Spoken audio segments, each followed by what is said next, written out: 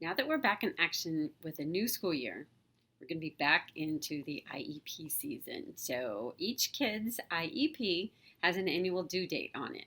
And so your school is required to have a meeting with you by that due date. If they don't, and it goes past the due date, then they're out of compliance with the IEP. So you want to pay attention to that date so that you know when it's coming.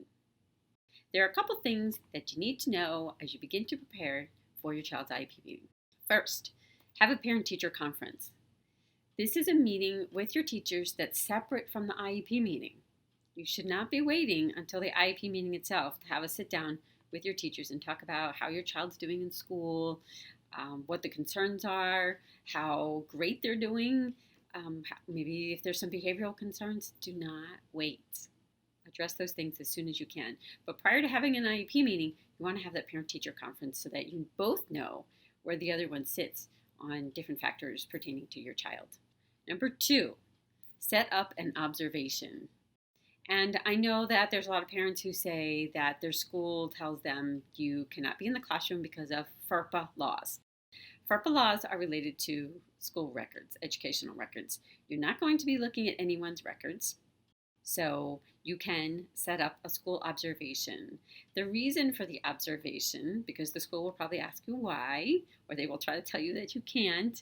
And the reason is because in order for you to engage in the IEP process and really truly be an advocate for your child to ensure that they have what they need in school, you need to be able to see. You need to see them in school. You need to see how they're doing, how they're interacting with the teacher, how they're handling the dynamics of the classroom, just how they're doing overall in school. So set up your observation. Number 3, ask for a draft of the IEP in advance of the meeting.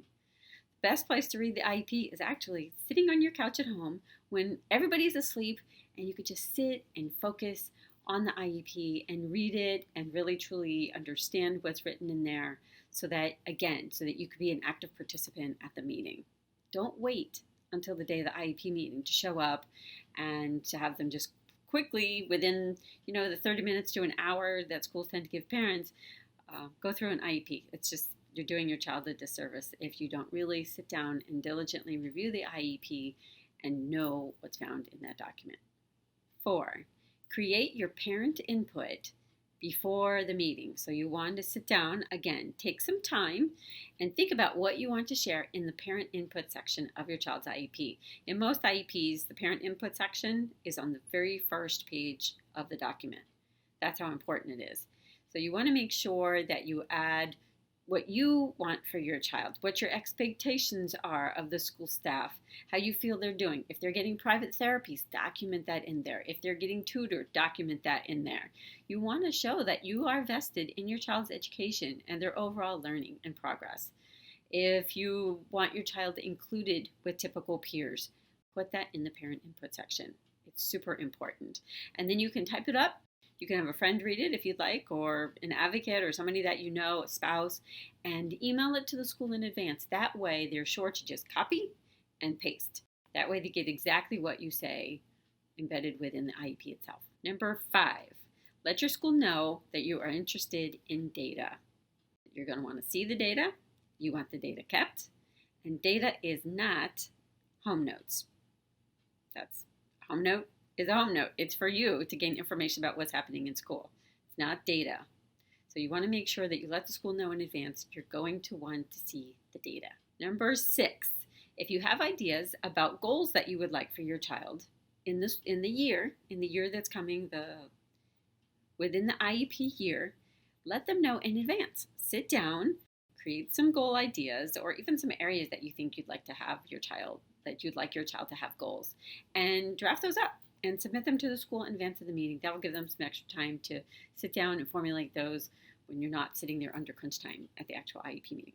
Number 7, create a list of the things that you definitely want to talk about at the IEP meeting. Because chances are really good that if you get to the IEP meeting and it's a stressful moment, if you have had a rough morning with your children getting them out the door in the school and your meeting is at 7:30 and there was cars in the parking lot and just like chaos going on, you will forget the things that you really wanted to talk about. And then you'll get home and that's when you'll realize, oh my goodness, I forgot these 3 or 5 things. So create that list in advance. Bring someone with you to sit with you. It could be your neighbor, it could be a friend, it could be an advocate, it could be just somebody else, so that if things become, a little too confusing during the meeting, or if passions are flaring because you become either super happy or super upset over something, that you're able to stay focused and have some extra support system there with you. Number 8, be thinking about places and activities where you want your child included with non-disabled peers. Number 8, think about places and activities where you'd like to see your child engaging with kids who are typically developing kids. Within IDEA law, it clearly states that every student's placement should be their least restrictive environment. And that is not the same for every student.